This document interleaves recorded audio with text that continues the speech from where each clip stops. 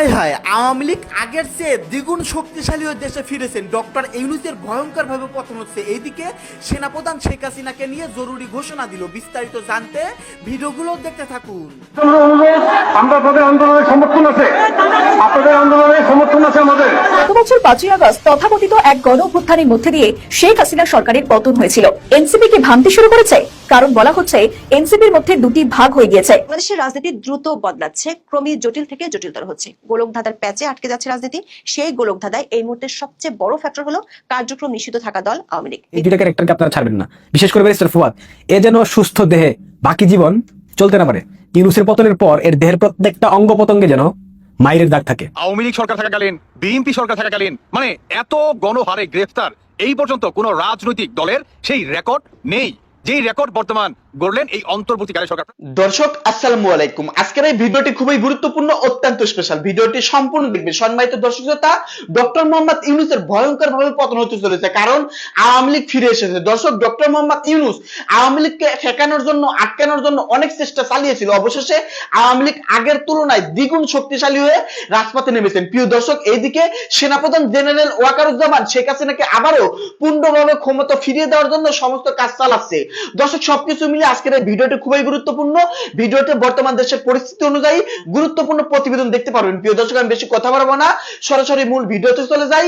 আপনারা মনোযোগ সহকারে বিস্তারিত ভিডিওগুলো সম্পূর্ণ দেখতে থাকুন। বাংলাদেশের রাজনীতি দ্রুত বদলাচ্ছে, ক্রমেই জটিল থেকে জটিলতর হচ্ছে। গোলকধাঁধার প্যাচে আটকে যাচ্ছে রাজনীতি। সেই গোলকধাঁধায় এই মুহূর্তে সবচেয়ে বড় ফ্যাক্টর হলো কার্যক্রম নিষিদ্ধ থাকা দল আওয়ামী লীগ। নির্দিষ্ট করে বললে দলটির সাম্প্রতিক সময়ের তৎপরতা সরকার, বিএনপি, জামাত ইসলামী ও এনসিপি মানে বাংলাদেশের রাজনীতির প্রধান পক্ষগুলোর জন্য আওয়ামী লীগ ভিন্ন ভিন্ন চিন্তার কারণ হয়ে দাঁড়িয়েছে। সরকার একাধিক সূত্র বলছে আওয়ামী লীগ নিয়ে গোয়েন্দা সংস্থার তথ্য সরকারের চিন্তাকে দুশ্চিন্তায় পরিণত করেছে। শুধু দেশেই নয়, দেশের বাইরেও দলটির তৎপরতা সরকারের ঘুম কেড়ে নিয়েছে। দুশ্চিন্তা এতটাই বেড়েছে যে অধ্যাপক ইউনূস কোনো ঝুঁকি নিতে চান না, যাতে বিদেশের মাটিতে উপদেষ্টা মাহফুজ আলমের মতো পরিস্থিতির শিকার হতে হয়। বিদেশের মাটিতে আওয়ামী লীগের কর্মসূচি ঠেকাতে তাই অধ্যাপক ইউনূস তার নিউ ইয়র্কের বহরে যোগ করেছেন 3 মিত্র দলের 4 জনকে। অন্যদিকে আওয়ামী লীগকে নিয়ে চিন্তা বেড়েছে বিএনপিরও। বিশেষ করে ডাকসু ও জাকসু নির্বাচনে শিবিরের জয়ের পেছনে আওয়ামী লীগের গোপন সমর্থন কাজ করেছে বলে দলটির অনেকেই মনে করে। সামনে নির্বাচনে একই ধরনের সমর্থন পেলে সেটি বিএনপির 17 বছরের স্বপ্নকে অধরাই রেখে দিবে। কিংস পার্টি এনসিপিও এমন গোপন সম্পর্কের গন্ধ পেয়েছে। তাই শুরু থেকে একসাথে পথ চললেও হঠাৎ জামাতের কাছ থেকে দূরে সরে গেছে দলটি। আবার মিত্রদের মধ্যে হঠাৎ করে এমন অনৈক্য সরকারকে বেশ ভাবাচ্ছে। এর সাথে দল নিষিদ্ধের বিষয়টি নিয়ে সরকার উপর আন্তর্জাতিক চাপও বাড়ছে। মোট কথা, কার্যক্রম নিষিদ্ধ থাকলেও বাংলাদেশের রাজনীতিতে বড় রকমের প্রাসঙ্গিক হয়ে উঠেছে আওয়ামী লীগ। প্রশ্ন হলো কেন? জানতে চলুন যাওয়া যাক বিশ্লেষণে।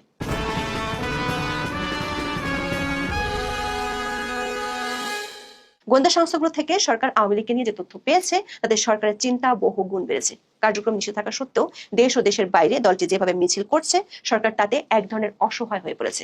14 সেপ্টেম্বর রাতে ঢাকায় দেশের আইন শৃঙ্খলা পরিস্থিতি নিয়ে উপদেষ্টা পরিষদের কোর কমিটির একটি বৈঠক হয়। স্বরাষ্ট্র উপদেষ্টা জাহাঙ্গীর আলম চৌধুরীর সভাপতিত্বে আয়োজিত ওই সভায় একাধিক উপদেষ্টা নিরাপত্তা বাহিনীর কর্তাদের কাছে জানতে চান আওয়ামী লীগের কার্যক্রম নিষিদ্ধ তাদের ছাত্র সংগঠন ছাত্রলীগ, তাহলে ঢাকা সহ বিভিন্ন শহরে তারা কি করে মিটিং মিছিল করতে পারছে, পুলিশ কেন জানতে পারছে না এইসব মিছিলের খবর। জবাবে গোয়েন্দা সংস্থার প্রতিনিধিগুলো যা বলছে তা শুনে সরকার উপর মহলের চোখ ছানা বড়া হয়ে গেছে। তারা বলছে সমর্থন বাড়ছে আওয়ামী লীগের। শেখ হাসিনার দলকে দেখে লোকজন এখন আর অতটা বিরক্তি প্রকাশ করছে না যতটা গত বছরের 5ই আগস্টের পর করতো। এমনকি আওয়ামী লীগের কর্মসূচিতে বাধাও দিচ্ছে না। সূত্রগুলো বলছে প্রায় 1 মাস হতে চললো আওয়ামী লীগ মাঠে ময়দানে সক্রিয়। প্রতিদিনই রাজধানী সহ দেশের একাধিক জায়গায় মিছিল করছে দলটির নেতাকর্মীরা। 16ই আগস্ট ঘটেছে আর এক অভিনব কাণ্ড। ঢাকার শ্যামলীতে আওয়ামী লীগের মিছিল থেকে আটক কয়েকজনকে ককটেল ফাটিয়ে ছিনিয়ে নেওয়ার তথ্য দিয়েছে পুলিশ। ঘটনাস্থলে থাকা একজন পুলিশ সদস্য বিডিনিউজ24.com-কে বলেছে বেলা 11টার দিকে শ্যামলী শিশু মেলার মোড় থেকে আওয়ামী লীগের নেতাকর্মীরা মিছিল বের করে আগারগাঁওয়ের দিকে যাওয়া শুরু করলে পুলিশ সেখান থেকে 5-6 জনকে ধরে ফেলে। এরপর পেছন থেকে আওয়ামী লীগের আরেকটি দল 25 থেকে 30টি মোটরসাইকেলে করে এসে কয়েকটি ককটেল ফাটিয়ে পুলিশের কাছ থেকে আটকদের টেনে হিঁচড়ে ছাড়িয়ে নিয়ে যায়। পুলিশের ভাষায় ছিনিয়ে নেওয়া দলটি ছিল আওয়ামী লীগের ব্যাকআপ টিম। ঢাকায় পুলিশের একজন ঊর্ধ্বতন কর্মকর্তা বলেছেন এ ধরনের কৌশল প্রমাণ করে দলটি বেশ সংগঠিত হয়ে গেছে। তারা কৌশলে নিজেদের শক্তি প্রদর্শন করছে, দেশের চেয়ে দেশের বাইরে বেশি শক্তি প্রদর্শন করছে আওয়ামী লীগ, যা বাংলাদেশের দাতা গোষ্ঠীর কাছে সরকার সম্পর্কে নেতিবাচক বার্তা পৌঁছে দিচ্ছে। উপদেষ্টা আসিফ নজরুলের পর মাহফুজ আলম বিদেশের মাটিতে আওয়ামী লীগ নেতাকর্মীদের হাতে নাজেহাল হয়েছেন। 17 সেপ্টেম্বর সাংবাদিকদের কাছে পররাষ্ট্র উপদেষ্টা বিষয়টি স্বীকার করেছেন। বলেছেন এটা ঠেকানোর উপায় আমাদেরও নেই, তাদেরও নেই। এখানে আমাদের বুঝতে হবে পশ্চিমের দেশগুলোতে বাধা দেওয়া, স্লোগান দেওয়া, রাস্তায় মিছিল করা, প্রতিবাদ করার রাস্তা আটকানোর কোনো উপায় আমাদের কেন কারোরই নেই। সেসব দেশের সরকার এটা করতে দিতে বাধ্য। শুধু ডেলিগেশন দ্বারা নিরাপত্তা যেন সঠিক থাকে। 15 সেপ্টেম্বর লন্ডনের বিখ্যাত ট্রাফালগার স্কয়ারে স্থানীয় আওয়ামী লীগ ইউনূস সরকারের বিরুদ্ধে বেশ বড় সড় শোডাউন করেছে। বাংলাদেশের স্বাধীনতা যুদ্ধের সময় একই ধরনের একটি শোডাউন হয়েছিল, এমন ভিডিও দিয়ে সামাজিক মাধ্যমে বিষয়টি ভাইরাল হয়েছে। বিদেশের মাটিতে উপদেষ্টাদের নাজেহাল হওয়া ও দলটির তৎপরতা সরকারকে আন্তর্জাতিক অঙ্গনে ভাবমূর্তি নিয়ে চিন্তায় ফেলেছে। এর মধ্যে অধ্যাপক ইউনূস যাবেন নিউ ইয়র্কে জাতিসংঘের সম্মেলনে যোগ দিতে। সেখানে অনেক দেশের সরকার প্রধানরা যাবেন। তাদের সম্মুখে আওয়ামী লীগ যদি একই রকম তৎপরতা চালায় তাহলে সেটি শান্তিতে নোবেল বিজয়ী অধ্যাপক ইউনূসের জন্য বেশ বিব্রতকর হবে।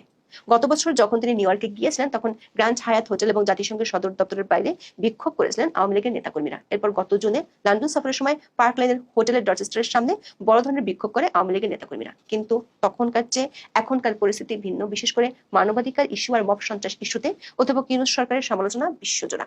এমন এক পরিস্থিতির মধ্যে নিউ ইয়র্ক সফরে যাচ্ছেন অধ্যাপক ইউনূস। তার এই সফরকে কেন্দ্র করে বড় ধরনের প্রতিবাদ কর্মসূচির পালনের পরিকল্পনা করছে যুক্তরাষ্ট্র আওয়ামী লীগ। দলটির নেতারা বলছেন এসব কর্মসূচিতে যুক্তরাষ্ট্রের বিভিন্ন রাজ্য থেকে সমর্থকেরা যোগ দিবেন, এমনকি ইউরোপের বিভিন্ন দেশ থেকেও আসবেন নেতাকর্মীরা। এমন অবস্থায় পাল্টা শোডাউনের কৌশল নিয়েছে সরকার। বিএনপি এবং জামাত কর্মীদের উদ্দীপ্ত করতে ডক্টর ইউনূসের সফর সঙ্গী হচ্ছেন দল দুটির শীর্ষ নেতারা। পররাষ্ট্র উপদেষ্টা মোহাম্মদ তৌহিদ হোসেন 17 সেপ্টেম্বর জানান জাতিসংঘ সাধারণ পরিষদের অধিবেশনে যোগ দিতে 21 সেপ্টেম্বর রাতে ঢাকা ছাড়বেন প্রধান উপদেষ্টা। তার সফর সঙ্গী হচ্ছেন মিত্র 3টি দলের 4 রাজনীতিক। তারা হলেন বিএনপির মহাসচিব মির্জা ফখরুল ইসলাম আলমগীর, তারেক রহমানের পররাষ্ট্র বিষয়ক উপদেষ্টা হুমায়ুন কবির, জামাতের নায়েবে আমির সৈয়দ আব্দুল্লাহ মোহাম্মদ তাহির এবং এনসিপির সদস্য সচিব আক্তার হোসেন। এই 4 জনকে যুক্ত করার কারণ পরিষ্কার করেননি পররাষ্ট্র উপদেষ্টা, তবে বলেছেন দেশের বিশেষ পরিস্থিতির প্রেক্ষাপটে তারা ডক্টর ইউনূসের সফর সঙ্গী হচ্ছেন। দর্শক, সরকারের কয়েকটি সূত্র নিশ্চিত করেছে এবারের সফরে বড় ধরনের প্রতিবাদ কর্মসূচির মুখোমুখি হওয়ার আশঙ্কা করছে সরকার। জাতিসংঘ অধিবেশনের সময় এমন পরিস্থিতির মুখোমুখি হওয়া ডক্টর ইউনূসের জন্য বিব্রতকর। এতে আন্তর্জাতিক পরিসরে তার ভাবমূর্তি সংকটে পড়ার আশঙ্কা তৈরি হয়েছে, আর তাই নিজের প্রতি সমর্থন দেখাতে নেওয়া হচ্ছে পাল্টা শোডাউনের কৌশল। এক্ষেত্রে জামাতের পাশাপাশি সহায়তার হাত বাড়িয়ে দিয়েছে বিএনপিও। বিএনপির শীর্ষ নেতৃত্বের নির্দেশে সফর সঙ্গী হচ্ছেন দলের মহাসচিব মির্জা ফখরুল সহ 2 নেতা। যুক্তরাষ্ট্রে এনসিপির তেমন কোনো অস্তিত্ব না থাকলেও তাদের এক নেতাকেও নেওয়া হচ্ছে কিংস পার্টির কোটায়। সরকারি সূত্রগুলো বলছে আরো একটি কারণে 4 রাজনীতিককে নিয়ে যাচ্ছেন অধ্যাপক ইউনূস। সেই কারণটি বোঝার জন্য ফিরে যাই 14 সেপ্টেম্বর আইন শৃঙ্খলা সংক্রান্ত কোর কমিটির বৈঠকে। সেই বৈঠকে আওয়ামী লীগের মিছিল বাড়ার জন্য পুলিশ কোনো দায় নিতে চায়নি। তারা বলেছে এর দায় রাজনৈতিক দলগুলোর, সরকারের ভাষায় ফেসিবাদ বিরোধী শক্তিগুলোর। পুলিশ বলছে আগের মতো আর আওয়ামী লীগের বিরুদ্ধে অন্য দলগুলোকে সক্রিয় দেখা যাচ্ছে না। সাধারণ মানুষের মধ্যেও সাবেক শাসক দলের বিষয়ে অবস্থান বদল হয়েছে। আগের তুলনায় অনেক বেশি মানুষ মিটিং মিছিলে অংশ নিচ্ছেন, ফলে পুলিশ গোয়েন্দারা আগের মতো শেখ হাসিনার দলের কর্মসূচি আগাম জানতে পারছে না। বৈঠকে উপস্থিত কয়েকজন উপদেষ্টা গোয়েন্দাদের এমন মন্তব্যের সাথে একমত। একজন উপদেষ্টা মনে করেন আওয়ামী লীগকে নিয়ে সরকারের চিন্তা বাড়ার আরো একটি কারণ ডাকসু ও জাকসু নির্বাচন। এই দুটি নির্বাচনের ফলাফল রাজনীতিতে নতুন প্যাচ কষে দিয়েছে। গোয়েন্দাদের দাবি এই 2 ছাত্র সংসদ নির্বাচনে আওয়ামী লীগের ছাত্র সংগঠন নিষিদ্ধ ছাত্রলীগের ভালো সমর্থন পেয়েছে ইসলামী ছাত্র শিবির, আর এই 2 নির্বাচনের ছাত্রদলকে ওভার বাউন্ডারি মেরে একেবারে স্টেডিয়ামের বাইরে পাঠিয়ে দিয়েছে শিবির। আগে থেকে পিয়ার না হলে নির্বাচনে যাব না করছিল জামাত ইসলামী। শিবিরের ল্যান্ডস্লাইড ভিক্টরির পর এখন সাংবিধানিক আদেশের সংস্কার প্রস্তাবের বাস্তবায়ন চায়, না হলে গণভোট চায়। দলটি জানে দুটো প্রস্তাবই অসাংবিধানিক, যেটি মেনে নিবে না বিএনপি। আর সংস্কার বাস্তবায়ন না হলে নির্বাচনে যাবে না অধ্যাপক ইউনূস। সরকারের চিন্তা এখানেই। অন্তর্বর্তী সরকার দায়িত্ব নেওয়ার পর থেকে জামাত ইসলামী অকুণ্ঠ সমর্থন দিয়ে গেছে, কিন্তু ডক্টর মোহাম্মদ ইউনূসের সাথে লন্ডন বৈঠকের পর দলটির আচরণ পাল্টে যেতে শুরু করে।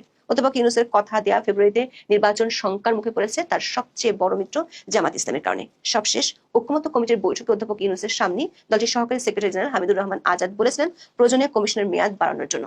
সরকার সে মোতাবেক কমিশনের মেয়াদ দ্বিতীয় দফায় আরো 1 মাস বাড়িয়েছে। অথচ 16 সেপ্টেম্বর দলটির নায়েবে আমির সৈয়দ আব্দুল্লাহ মোহাম্মদ তাহির ঐকমত্য কমিশনের মেয়াদ বাড়িয়ে সময় ক্ষেপণ করা হচ্ছে কিনা সেই প্রশ্ন তুলেছেন।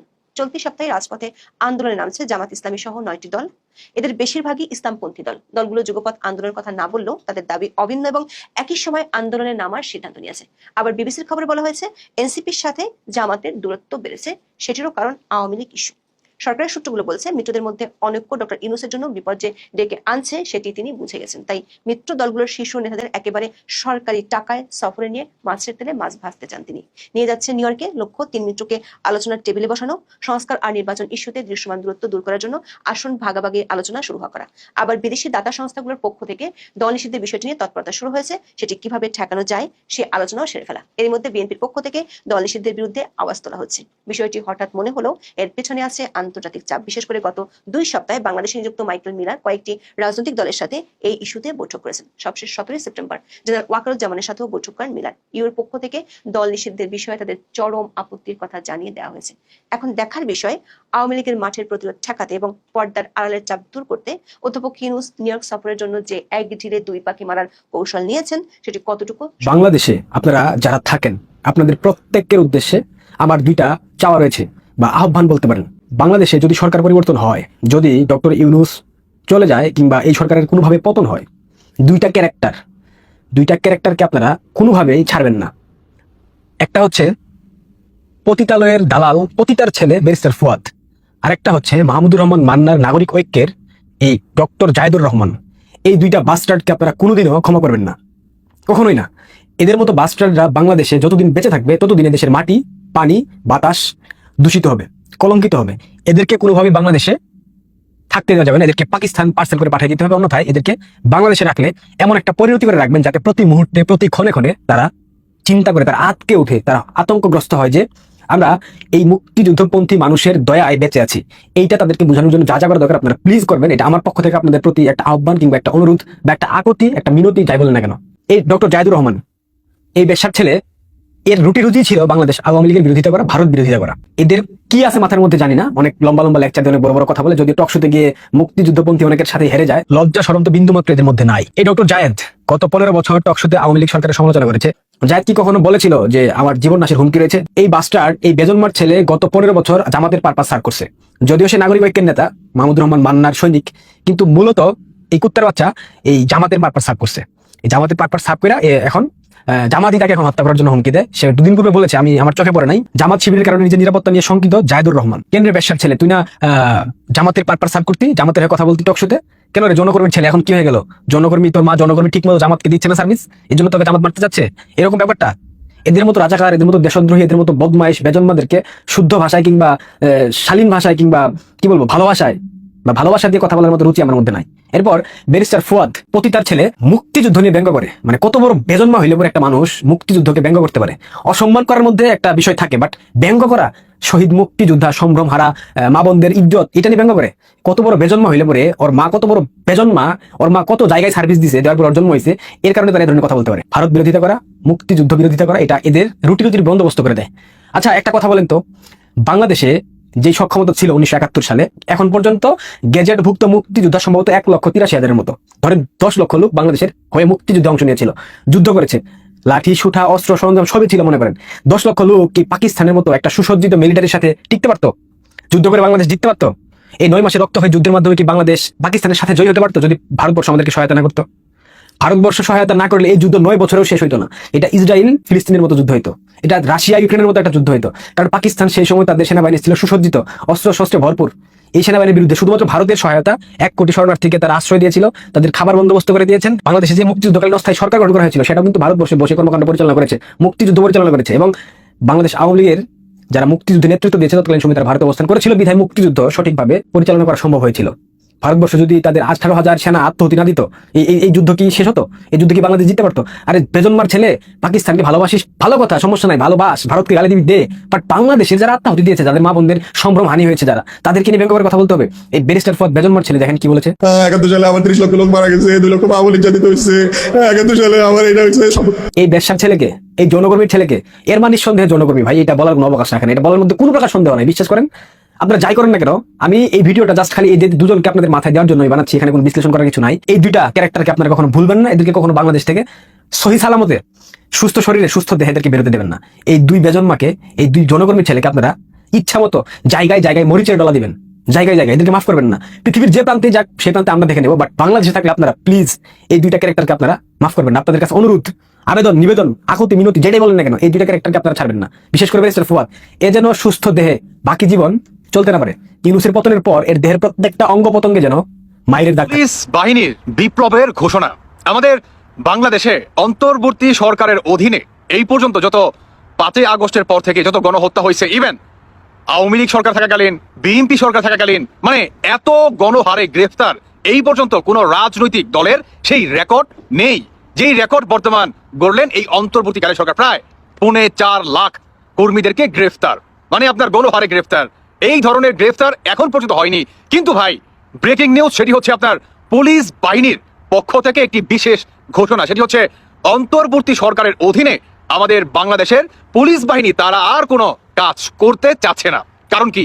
কারণ হচ্ছে এখন পর্যন্ত অন্তর্বর্তীকালে সরকারের পক্ষ থেকে আমাদের বাংলাদেশের পুলিশ বাহিনীদেরকে মানে শত শত পুলিশ বাহিনীদেরকে অবসরে পাঠিয়ে দিচ্ছে। আমাদের বাংলাদেশের আইন শৃঙ্খলা রক্ষাকারী সবচেয়ে আপনার বেশি ফোর্স সেটি হচ্ছে আপনার পুলিশ বাহিনীতে। আর তাদেরকেই কেন্দ্র করে যেই মব বর্তমান অন্তর্বর্তীকালে সরকার চালাচ্ছে, এটাকে কেন্দ্র করেই বর্তমান একটি বিপ্লব ঘটতে যাচ্ছে, সেটি হচ্ছে পুলিশ বাহিনীর বিপ্লব। আমাদের বাংলাদেশের বর্তমান পুলিশ বাহিনীর ভিতর থেকে অনেকেই তারা নিজ ইচ্ছা থেকে চাকরি থেকে সরে যাচ্ছে। কিন্তু কেন? শুধু এটাই না, তারা এই পর্যন্ত ঘোষণা দিচ্ছে যে আমরা আর এই সরকারের অধীনে চাকরি করতে চাচ্ছি না। শুধু এই সরকার নয়, বাংলাদেশের কোনো সরকারের অধীনেই বর্তমান আমাদের বাংলাদেশের পুলিশ বাহিনী আর কাজ করতে ইচ্ছুক না।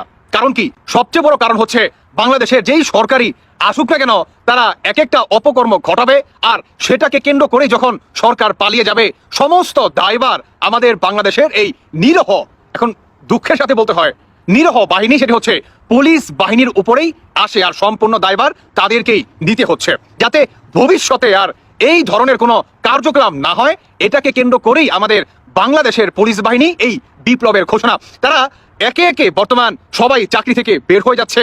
তারা প্রতিনিয়ত বলার চেষ্টা চালাচ্ছে যে এই অন্তর্বর্তীকালে সরকারের অধীনে আমার আপন ভাই কিংবা আমার কলিগ যেভাবে 5ই আগস্টের পরে নির্মমভাবে থানা থেকে টেনে হেঁচে এনে তাদেরকে গণহত্যা করে এখন পর্যন্ত সেটার বিচার তো আমরা পাইনি। উল্টো আমরা যেই বাহিনী মিলে এটার এগেনস্টে দাঁড়াইছিলাম বা সুষ্ঠু একটা বিচারের আসলে দাবি জানাইছিলাম, সেই দাবি বর্তমান মেনে নিচ্ছেই না। উল্টো আমাদেরকেই অন্তর্বর্তীকালে সরকারের পক্ষ থেকে নানানভাবে ফ্যাসিস্টের দোহাই দিয়ে ফ্যাসিস্টের ট্যাগ আমাদের শরীরের উপরে লাগিয়ে তারা আমাদের চাকরি থেকে চাকরিচ্যুত করতেছে। তো অন্তর্বর্তীকালে সরকার যেহেতু আমাদেরকে আর রাখতে চাচ্ছে না, বা তারা বর্তমান একের পর এক শত শত পুলিশ অফিসারদেরকে আপনার বিতাড়িত করার চেষ্টা চালাচ্ছে, সেহেতু বাংলাদেশ পুলিশ বাহিনীর ঘোষণা হচ্ছে আমরা নিজে থেকেই এই চাকরি থেকে সরে যাব। তার সবচেয়ে বড় রিজন হচ্ছে আপনার ট্রাফিকে অন্তর্বর্তী সরকারের যেই সমন্বয়ক আছে কিংবা এনসিপি আছে, তাদেরই আপনার অধীনেই বর্তমান সমস্ত দায়িত্ব তারা নিজেরাই গ্রহণ করে।